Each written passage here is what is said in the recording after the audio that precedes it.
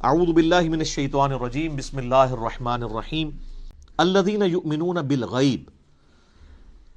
وہ ڈر جانے والے لوگ کون ہیں؟ ان کی نشانی آئی ہے کہ وہ غیب پر ایمان رکھتے ہیں. غیب کہتے ہیں ان سین چیز کو. جو غیب پر ایمان نہیں رکھتا اس کے لیے قرآن میں کوئی ہدایت نہیں ہے. اچھا غیب پہ سب نے ایمان رکھا ہوا ہے، لیکن جب ان سے پوچھیں گے تو پتا چلے گا واقعی رکھا ہوا ہے. کسی بھی شخص سے اگر آپ پوچھیں کہ یہ جو دنیا کا سارا نظام چل رہا ہے ایک بڑا سسٹمیٹک وے سے چل رہا ہے، یہ آرگنائزڈ ہے. اب تو جس طرح سائنس نے ترقی کی ہے، پہلے تو وہ زمانہ تھا لوگ کہتے تھے مٹی سے خود بخود ڈڈو بن کے نکل آتے ہیں. نہ اس وقت لوگوں کو ڈی این اے اسٹرکچر کا پتہ تھا، نہ جینز کا. اب تو لوگ کہتے ہیں نا جی نہ جناب، یہ تو پاسبل ہی نہیں ہے. زمین و آسمان کی ساری مخلوقات مل کے مٹی سے ڈڈو نہیں بنا سکتی. یہ بنانے سے بن رہا ہے، انڈے میں سے چوزا بنانے سے نکل رہا ہے. تو یہ اتنے آرگنائز چیز ہے. وہ کہتے ہیں نہیں جی کوئی ایک سپریم بینگ یا کوئی سپر نیچرل ایجنسی ہے جس نے ہر چیز کو ایک ٹریک کے اوپر چڑھایا ہوا ہے کہ ایک بیج بوتے ہیں 6 ارب گنا بڑا درخت بن جاتا ہے. اس بیج کے اندر جو زندگی ہے پھر اس کے اندر کس طریقے سے وہ پرفارم کرتا ہے، پتے پھر پھول نکلتے ہیں، پھر پھل بنتا ہے، پانی کے ذریعے کیا کچھ ہو رہا ہے. یعنی ایک تو ایک ٹاپک ہے، اس پہ گھنٹوں بولا جا سکتا ہے.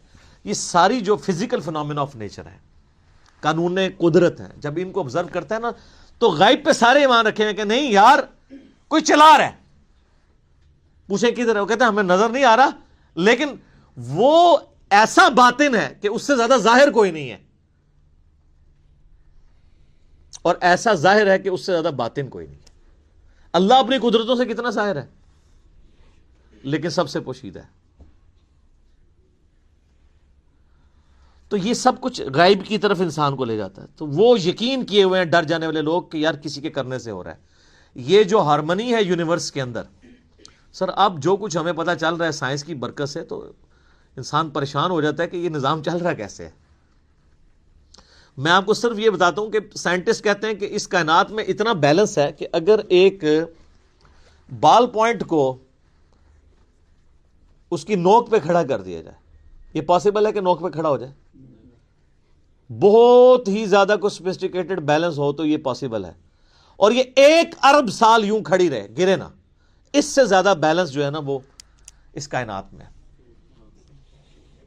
اور یہ balance millions of fine tunings کے ساتھ چل رہا ہے. ایک ایک فائن ٹیون اگر خراب ہو جائے نظام نہیں چل سکتا. یعنی پانی کو اگر آپ دیکھیں تو پانی کی جتنی پراپرٹیز ہیں، کیمیکل پراپرٹیز، فزیکل پراپرٹیز، ہر ایک فائن ٹیون ہے. اس کی گریوٹی ڈسٹرب ہو جائے ختم. یہ فضا کے اندر جو آکسیجن اور نائٹروجن کی مقدار ہے، نائٹروجن زیادہ ہو جائے یا آکسیجن کم ہو جائے، کوئی زندہ رہ سکتا ہے؟ یہ بھی ایک فائن ٹیوننگ ہے. سورج کا زمین سے فاصلہ، یہ بھی فائن ٹیوننگ ہے. پھر سورج اور زمین کے درمیان جو اللہ تعالیٰ نے لیئرز رکھی ہیں، 99.99% ہارمفل ریز ہیں سورج کی، وہ نیچے آتی نہیں ہیں، راستے میں ریپیل ہو جاتی ہیں. کچھ اگر کراس بھی کرتی ہیں ارتھ میگنیٹک فیلڈ کی وجہ سے ریپیل ہو جاتی ہیں، اور صرف وہی آتی ہیں. سر سائنٹسٹ کہتے ہیں کہ یہ میریکل پلانٹ بنایا گیا ہے اس لیے کہ یہاں پہ زمین پہ انسانیت کو آباد کیا جائے. وہ کہتے ہیں یہ پلان کے بغیر ہو ہی نہیں سکتا. اس کو لائف کے لیے، لائف ایگزسٹ کرنے کے لیے فیزیبل بنایا گیا. وہ کہتے ہیں سپریم بینگ یا مدر نیچر، کوئی بھی نام دے دیں، الٹیمیٹلی غیب پہ سب کے سب لوگ ایمان رکھتے ہیں. تو سر جب وہ اس طرح کے غیب پر ایمان رکھنے والے لوگ ہوں گے تو پھر الٹیمیٹلی ان کے اندر ایک کوالٹی پیدا ہو جائے گی کہ وہ اس گاڈ کو رسپانس کریں گے. وہ کہیں گے بس سب کچھ پھر تو ہی تو ہے، تیرے لیے سب کچھ ہونا چاہیے. تو وہ اگلی بات ہے وَيُقِيمُونَ الصَّلَاةَ، نماز قائم رکھتے ہیں. پھر وہ نماز پڑھتے نہیں ہیں. نماز پڑھنے والے بہت ہیں، قائم رکھنے والے بہت تھوڑے ہیں. یعنی نماز کا پھر حق ادا کرتے ہیں. ایک تو اس میں ظاہر ہے سب سے بہتر چیز وہی ہے، یعنی پاکیزگی کا اعتبار سے اور پھر پروٹوکول سے نماز پڑھنا. پھر اس کے بعد نماز پڑھنے کے بعد جب آپ حقوق العباد کے معاملات میں آئیں گے تو آپ واقعی جس خدا کو آپ نماز کے اندر مانے ہوئے تھے، نماز کے باہر بھی اسی خدا سے ڈرتے ہوئے آپ ہیرا پھیری نہیں کریں گے، ڈنڈی نہیں ماریں گے، رشتہ داروں کے حقوق نہیں دبائیں گے، ماں باپ کے ساتھ بد اخلاقی نہیں کریں گے، بیوی بچوں کے حقوق نہیں سلب کریں گے، کسی کی جائیداد نہیں ہتھیائیں گے، کسی کو دھوکہ نہیں دیں گے، دودھ میں پانی نہیں ملائیں گے، حرام خوری نہیں کریں گے، یہ سب کی سب چیزیں نماز قائم کروا رہی ہوں گی آپ سے. تو نماز قائم کرتے ہیں. اور یہ جو الصلاۃ ہے نا جی، اس کا ترجمہ ویسے انگلش میں لوگ پریئر کر دیتے ہیں. پریئر اپروپریٹ ٹرانسلیشن بن ہی نہیں سکتی الصلاۃ کی. اردو میں ہم یا فارسی میں نماز کہتے ہیں. الصلاۃ بیسیکلی ورشپ ہے. ہم اللہ کی پریئر نہیں کرتے ہیں، ورشپ بھی کرتے ہیں پلس پریئر. نماز پریئر تو ہوتی ہے دعائیں، جس طرح کرسچن آپ دیکھیں اپنے گرجوں میں جا کے میوزک کے ساتھ بھی دعائیں کر رہے ہوتے ہیں، وہ صرف پریئر ہے، وہ نماز نہیں پڑھ رہے ہوتے. ہم نماز پڑھتے ہیں صلاح، جس میں پریئر بھی ہوتی ہے اور ورشپ. ورشپ ہوتی ہے کہ آپ جس کو اپنا الہ مانے ہوئے اس کے سامنے پوسچرز بناتے ہیں. تو ہم اپنے خدا کے سامنے پوسچرز بناتے ہیں نا، قیام کی حالت میں کھڑے ہوتے ہیں، اس طرح بھی پوسچر بناتے ہیں، ایسے بھی پوسچر بناتے ہیں، چاہے وہ ربنا لک الحمد کے بعد بنا لیں یا قیام میں بنا لیں، پوسچر یہ بھی ایک بناتے ہیں ارسال الیدین والا. پھر گھٹنے پہ ہاتھ رکھ کے رکوع کی حالت میں اللہ کے سامنے پوسچر بناتے ہیں. پھر الٹیمیٹلی اپنا ماتھا زمین پہ رکھ کے پوسچر بناتے ہیں. پھر بیٹھ کے پوسچر بناتے ہیں. یہ سارے کے سارے جو پوسچرز ہیں ہماری ادائیں ہیں.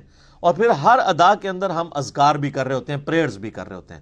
تو پریئر پلس پوسچرز یہ مل کے ورشپ اور عبادت اور صلاح بنتی ہے. وَمِمَّا رَزَقْنَاهُمْ يُنْفِقُونَ، اور وہ خرچ کرتے ہیں اس رزق میں سے جو ہم نے ہی ان کو دیا تھا. کیا بات ہے، ساتھ ہی کہہ دیا کہ اگر کر رہے ہو تو کسی کو اکڑ نہ آ جائے، دیا بھی ہمارا ہوا ہے. اور اس میں یہ چیز بھی امپلائڈ ہے کہ جو شخص گاڈ کانشیسنس رکھے گا، تقوی رکھتا ہوگا نا، وہ جیب ضرور ڈھیلی کرے گا. انسان جیب وہیں ڈھیلی کرتا ہے، پیسہ وہیں پہ خرچ کرتا ہے جہاں اس کا کوئی مفاد ہو. اب جس کا یہ یقین ہی نہیں ہے کہ اللہ تعالیٰ نے مجھے یہ مال خرچ کیا ہوا واپس لوٹانا ہے 700 گنا یا اس سے بھی بڑھ کے قیامت والے دن، وہ تو نہیں جیب ڈھیلی کرے گا. تو قرآن میں آیا کہ اپنے دیے ہوئے مال میں سے جو اللہ نے تمہیں دیا ہے خرچ کرو. لیکن ہم لوگ لوگوں کے دیے ہوئے مال میں سے خرچ نہیں کرتے، اپنے اوپر لگاتے ہیں. یہ کچھ ہو رہا ہے. کتنے لوگ ہیں، ایک امام مسجد صاحب تھے، ان کا فون آیا ایک دفعہ اکیڈمی میں، کئی سال پہلے کی بات ہے. کہتے ہیں جی اس آیت نے میری زندگی بدلی ہے. کہتے ہیں میں نے جب قرآن ترجمے سے پڑھنا شروع کیا نا، تو میں جب اس آیت پہ پہنچا تو ادھر ہی میں رک گیا. میں نے کہا میں تو لوگوں کے دیے ہوئے مال کو اپنے اوپر خرچ کر رہا ہوں. تو قرآن تو کہتا ہے کہ وہ ہمارے دیے ہوئے مال میں سے اللہ کی راہ میں خرچ کرتے ہیں. کہتے ہیں اس دن میں نے طے کیا کہ میں نے کوئی تنخواہ نہیں لینی، فی سبیل اللہ نمازیں اور قرآن لوگوں کو پڑھانا ہے. اور جو میں نے اپنا کوئی میں نے سورس آف انکم مینیج کیا، میں اس میں سے نکال کے اللہ کی راہ میں دیتا ہوں. یہاں آپ دیکھ لیں علماء کتنی لگژریس لائف انجوائے کر رہے ہیں. اور نام لیتے ہیں جو بیت المال سے تو خلفۂ راشدین کا خلیفہ بھی وظیفہ آتا تھا. خلفۂ راشدین کا وظیفہ یہ آتا تھا کہ آپ جناب لینڈ روور گاڑیاں خریدیں اور 4 پیچھے وہ باڈی گارڈ بٹھائیں جو ایک وقت میں 2 کلو چھوٹا گوشت کھا جاتے ہیں. سر خلفۂ راشدین تو سوکھی کھانے والے تھے. ایک عام مہاجر کا جو وظیفہ تھا وہ خلفۂ راشدین کا لگا ہوا تھا. ہم نہیں کہتے امام مسجد کی تنخواہ حرام ہے، ہم کہتے ہیں پھر سبسسٹنس لیول پہ آخرت بھی لینی ہے.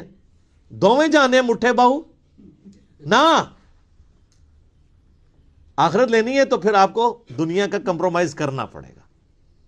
سبسسٹنس لیول پہ بالکل ٹھیک ہے، ہم کبھی بھی اسے کنڈم نہیں کرتے. میں جو مولویوں کے چندے اور قربانی کی کھالوں کی مخالفت کرتا ہوں نا، اس سے مراد کبھی بھی میرا یہ نہیں ہے. میں تو شروع سے یہ کہہ رہا ہوں کہ جو دین کے لیے وقف ہیں ان کی جو فائنانس ہے وہ باقی مسلمانوں کا کام ارینج کریں.